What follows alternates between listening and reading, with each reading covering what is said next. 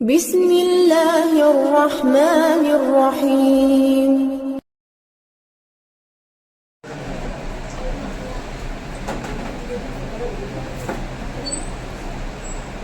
إن الحمد لله نحمده ونستعينه ونستغفره ونعوذ بالله من شرور أنفسنا ومن سيئات أعمالنا من يهده الله فلا مضل له ومن يضلل فلا هادي له وأشهد أن لا إله إلا الله وأشهد أن محمدا عبده ورسوله أما بعد فإن خير الحديث كتاب الله وخير الهدي هدي محمد صلى الله عليه وسلم وشر الأمور محدثاتها وكل محدثة بدعة وكل بدعة ضلالة وكل ضلالة في النار. أعوذ بالله من الشيطان الرجيم. بسم الله الرحمن الرحيم. يا أيها الذين آمنوا قوا أنفسكم وأهليكم نارا وقودها الناس والحجارة عليها ملائكة غلاظ شداد لا يعصون الله ما أمرهم ويفعلون ما يؤمرون. محترم سامعین کرام اور عزیز بچوں اور میری ماں اور بہنوں اور عزیز میرے ساتھیوں، سب سے پہلے میں اللہ رب العالمین کا شکر ادا کرتا ہوں کہ اللہ رب العالمین نے ہمیں اس مجلس میں اکٹھے ہونے کی توفیق عطا فرمائی، اور اس کے بعد میں ان کو مبارکباد پیش کرنا چاہتا ہوں میرے استاد محترم قاری محمد طیب فیضی حفیظہ اللہ کو، کہ انہوں نے مجھے اس لائق سمجھا، اپنی اس مجلس کے لائق سمجھا، اور انہوں نے مجھے یہاں آنے کی دعوت دی، الحمدللہ۔ اور میں ایک چھوٹا سے طالب علم ہوں، آپ ہی کی طرح، یہ بہت بڑے بڑے شیوخ یہاں پہ ہیں الحمدللہ، میں بہت چھوٹا سا شاگرد ہوں۔ تو میں یہ آپ لوگوں کے سامنے بتانا چاہتا ہوں کہ میں نے قرآن کریم کی ایک آیت پڑھی ہے، یا ایھا الذین آمنوا قوا انفسکم واہلیکم نارا وقودها الناس والحجارة علیہا ملائکۃ غلاظ شداد لا یعصون اللہ ما امرهم ویفعلون ما یؤمرون۔ ہمارے معاشرے کے اندر ایک بات چلتی ہے والدین کی تربیت کے والدین کے ساتھ حسن سلوک کے معاملے کے تعلق سے، لیکن وہیں پر یہ آیت جو میں نے پڑھی ہے، یہاں پر اس آیت کے اندر اللہ رب العالمین نے اولاد کی تربیت کے تعلق سے کیا بات بتائی ہے، میں آپ کے سامنے چند منٹوں میں رکھنا چاہوں گا انشاءاللہ۔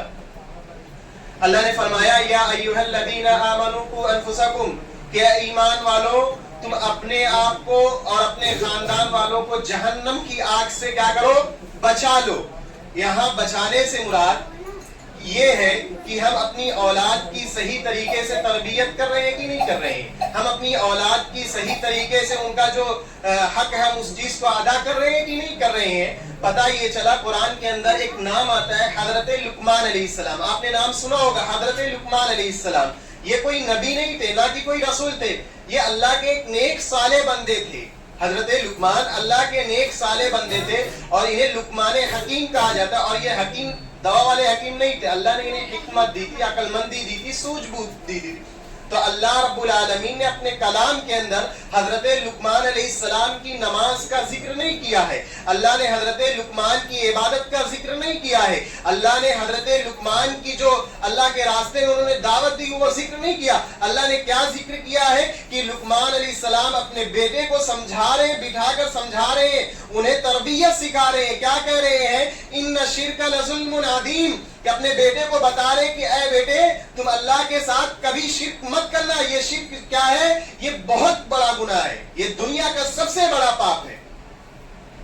ہر ماں باپ کو چاہیے کہ وہ اپنی اولاد کو بیٹھا کر سمجھائے کہ شرک بہت بڑا گناہ ہے،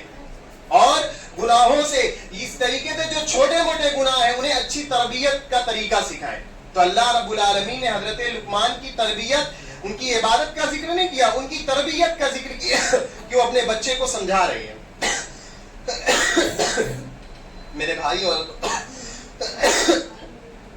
اس دنیا کی جو سب سے عظیم شخصیت ہے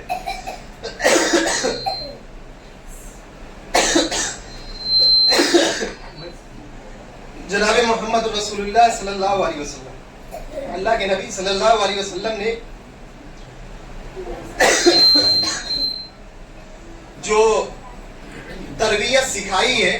اس دنیا کی سب سے عظیم شخصیت ہے نا اللہ کے نبی صلی اللہ علیہ وسلم نے، لیکن اللہ کے نبی صلی اللہ علیہ وسلم نے اپنی بیٹی فاطمہ کے تعلق سے بھی فرمایا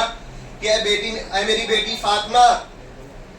اللہ کے نبی اپنی بیٹی سے بہت پیار کرتے تھے، بڑی محبت کرتے تھے۔ اللہ کے نبی صلی اللہ علیہ وسلم جب حضرت فاطمہ اپنے باپ کو گھر ملنے کے لیے آتی تو اللہ کے نبی صلی اللہ علیہ وسلم اپنی بیٹی کے استقبال میں کھڑے ہو جایا کرتے تھے، کھڑے ہو جایا کرتے تھے، اور اللہ کے نبی صلی اللہ علیہ وسلم اپنی جس جگہ پہ بیٹھے رہا کرتے تھے اس جگہ اپنی بیٹی حضرت فاطمہ کو بٹھایا کرتے تھے۔ لیکن اللہ کے نبی صلی اللہ علیہ وسلم نے اپنی بیٹی فاطمہ کو باقاعدہ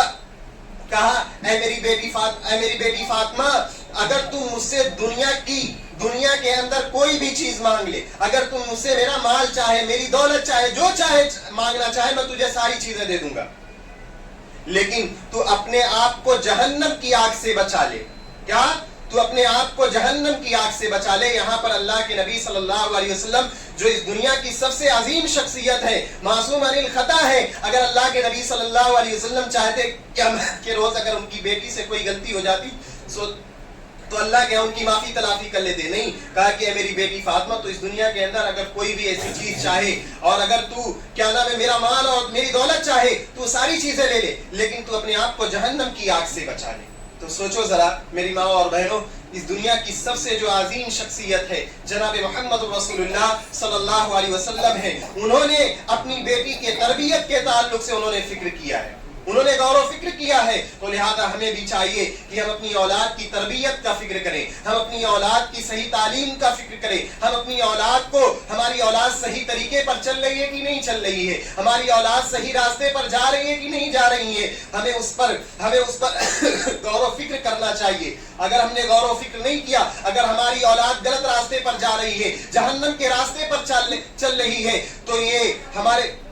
اور ہم ایسے ماں باپ ہیں کہ ہمارے ماتھے پر بل اور شکن نہیں پڑ رہا ہے، تو یہ ذرا سوچئے کہ اللہ رب العالمین کے ہاں ہماری اولاد کی نہیں ہماری بھی پکڑ ہوگی، اگر ہماری بھی پکڑ ہوگی، لہذا ہمیں چاہیے کہ ہم اپنی اولاد کی تربیت کا صحیح طریقے سے انتظام کریں، ان کے لیے غور و فکر کریں۔ ہم دنیا میں اپنی اولاد کے لیے 60 سالہ 70 سالہ زندگی کے لیے اتنی کڑی محنت کرتے ہیں، اتنی کڑی محنت کرتے ہیں کہ کیا آخرت کی اس منزل کو ہم بلا گئے ہیں جو اس دنیا کے لیے ہمیں تیار کرنا چاہیے اپنی اولاد کو، اس دنیا کے لیے جو ہمیں تیار کرنا چاہیے ہم اپنی اولاد کو، اس کام کے لیے ہم بہت پیچھے ہیں۔ میرے بھائیوں اور دوستوں، میرے استاد نے میرے استاد محترم بہت ایک بات ہمیشہ کہا کرتے تھے، اور انشاءاللہ کل جمعہ کا دن ہے اور ہر کوئی کیا نام ہے سورۃ الکہف پڑھے گا، اور سورۃ الکہف کے اندر ایک واقعہ ہے، اس واقعے کو سنا کر میں اپنی بات کو ختم کرتا ہوں۔ اس واقعے کے اندر حضرت موسیٰ علیہ السلام اور حضرت عزیر علیہ السلام کا ایک واقعہ بہت مشہور ہے، یہ واقعہ بہت مشہور ہے، اور یہ دونوں شخص جا رہے تھے۔ حضرت موسیٰ علیہ السلام اپنے آپ کو بہت بڑا سمجھ رہے تھے، وہ یہ سمجھ رہے تھے کہ میں اس دنیا میں بہت بڑا علم والا ہوں۔ اس وقت اللہ نے کہا کہ جاؤ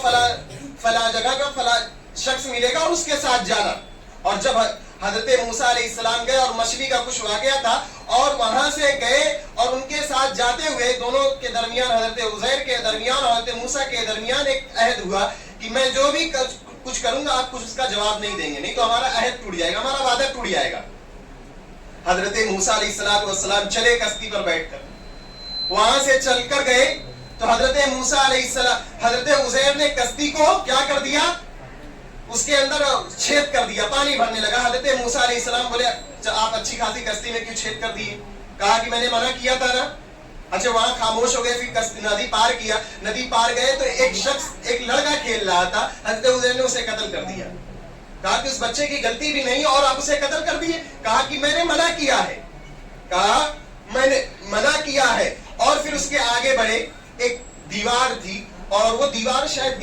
گرنے والی تھی، یا یہ سمجھ لیے بستی میں گئے، بستی والوں نے کھانا بھی نہیں پوچھا، اس دیوار کے پاس گئے، ٹیک لگا کر بیٹھ گئے، اور ٹیک لگا کر بیٹھ گئے، وہ دیوار گرنے والی تھی۔ حضرت عزیر اور حضرت موسیٰ وہاں پر دونوں موجود تھے، حضرت عزیر علیہ السلام نے اس دیوار کو صحیح کر دیا۔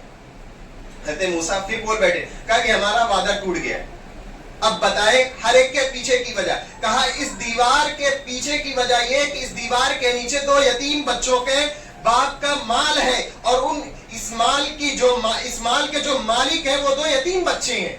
اگر یہ دیوار کی جاتی تو ذرا سوچو, ہم اس بستی کے اندر آئے, ہمیں کوئی ایک وقت کا کھانا نہیں کھلایا, تو ذرا سوچو یہ مال جو ہے اس 2 یتیم بچوں کو مل پاتا؟ نہیں مل پاتا, نہیں مل پاتا. تو